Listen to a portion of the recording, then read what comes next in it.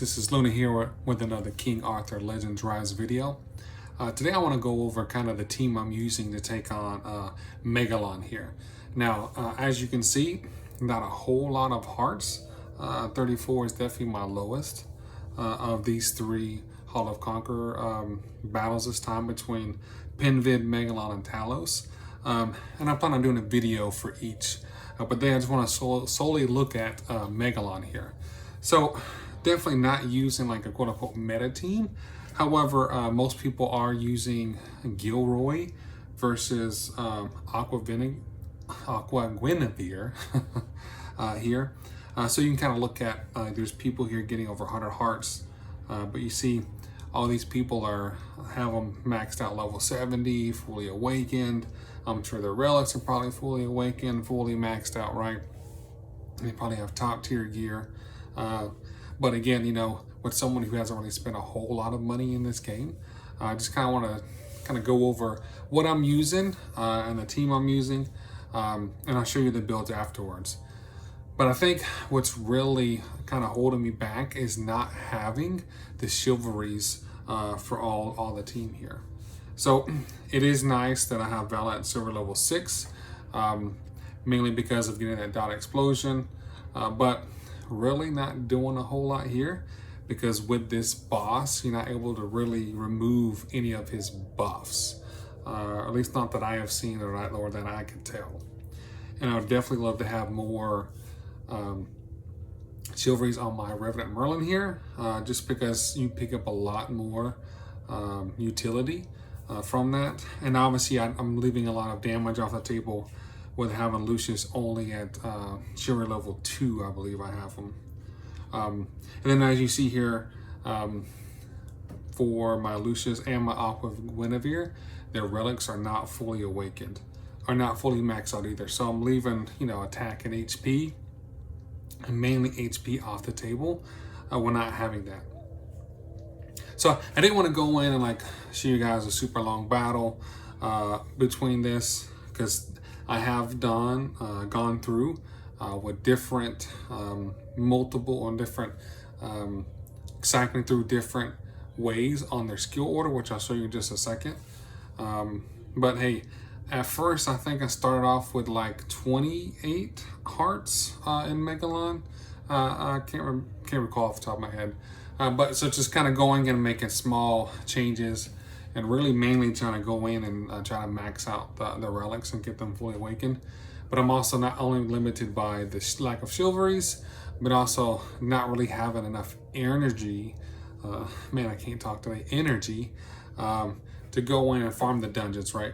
It's not an issue of not having the teams to go through and beat all these dungeons, because I've already maxed out even the new dungeons. I'll be able to go through and get the extra 2 levels. I've already gone and beat them. So basically all the content other than like say the Dimensional Rift or Hall of Conquerors, I cannot think today. Let's see. Forbidden Dungeon. So yeah, not being able to go through Forbidden Dungeon all the way. But enough rambling on by me, right? Can't even talk today anyways. TLDR, right?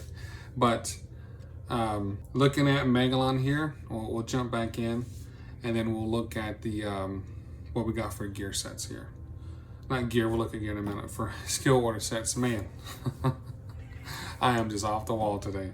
But going in using her A1 and her A3, and then using her A2, then basically you'll just continue that pattern, because what we want is that Realm of Wind to come in, but then mainly using that A2. What am I doing? Looking at the wrong one here.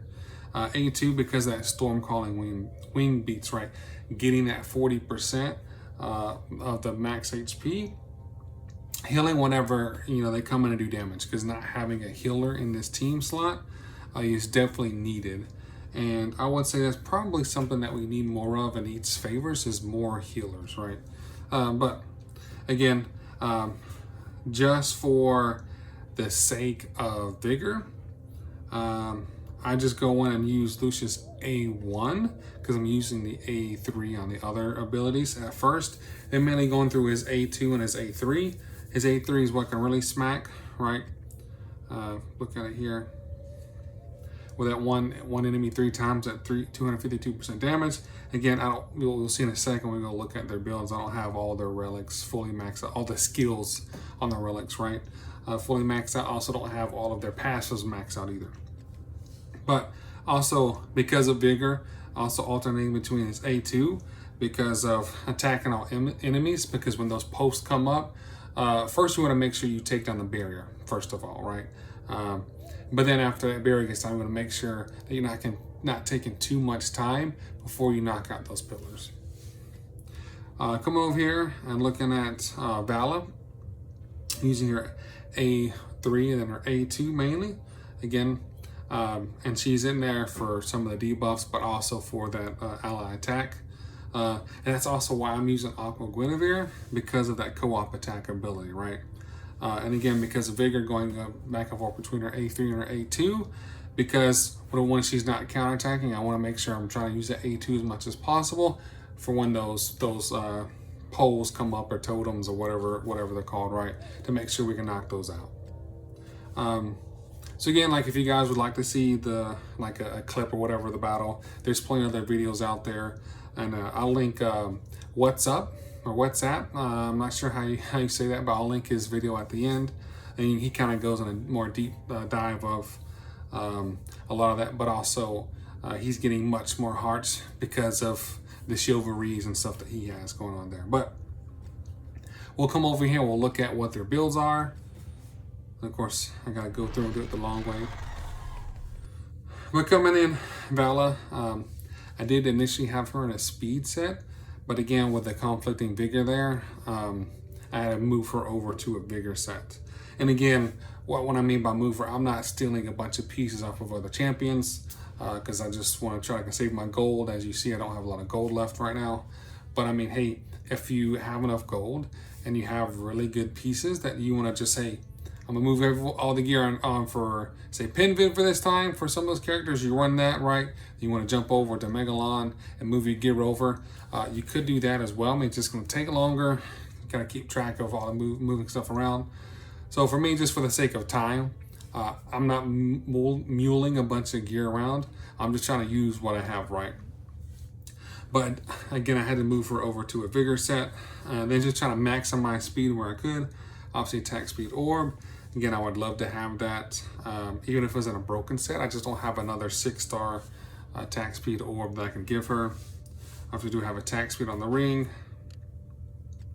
But looking at her total stats here, she's only attack speed 273. I did have her close to 300 when I had her in a speed set. But again, needing to have that Vigor, because I'm using the A3s, going back between the A2 and A3s mainly for the other characters, kind of limited. So we'll come over here and we'll look at Revenant Merlin. As you can see, I do have her relics maxed out. I don't have her passives fully maxed out, but I don't think you really need to have this passive maxed out per se for the Hall of Conquerors. We're going to look at her total stats here. Attack speed 244, so a little bit slower, but that's fine. And just trying to make sure she has a little bit of accuracy to try to land that Stormwind Calling or whatever it's called, to be able to make sure that my damage dealers can actually be healed from the damage that they're doing. And I also have her Vigor and counter set. Mainly I just have her in a counter set because of it's what I have for the attack speed on the ring. So I wouldn't necessarily say that counter set is ideal here. Probably, I mean, if I had something in, say, defense or life set, probably use that just to make her more, tanky. But again, just need to work with the equipment that you have on your account, because at the end of the day, unless you want to just drop a buttload of money on this game, just gotta work with what you got. But looking at Aqua Guinevere here, I do have her in an Ascension set, and I did have to use a lot of energy on getting her relic even more strengthened than what it is. I mean, still not fully maxed out because of, with the Ascension set, losing some of the HP, she was dying pretty quickly.